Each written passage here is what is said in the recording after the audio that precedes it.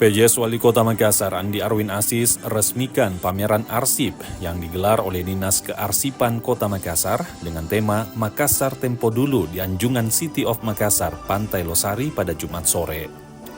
Andi Arwin Aziz menekankan bahwa arsip bukan hanya sebagai dokumen administrasi, tetapi juga sebagai bagian penting dari sejarah dan perjalanan pemerintahan yang perlu dihargai dan dilestarikan.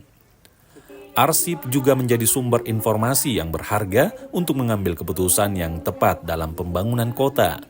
Menurutnya, kegiatan ini juga menjadi momentum untuk mengedukasi masyarakat tentang nilai-nilai historis yang terkandung dalam arsip yang bisa menjadi cermin dari perkembangan Kota Makassar sejak masa lalu. Pameran ini diisi dengan berbagai koleksi arsip penting yang menggambarkan perjalanan Kota Makassar dari masa ke masa. Dulu tahun 2024, saya atas nama penjabat sementara Wali Kota Makassar menyampaikan apresiasi dan penghargaan yang setinggi-tingginya dengan kehadiran kegiatan yang diinisiasi oleh Kadis Kearsipan beserta seluruh jajaran yang menghadirkan sebuah kegiatan yang sangat menarik dan tentunya bermanfaat untuk masyarakat. Dan saya sedikit mengomentari apa yang disampaikan oleh Ibu Kadis.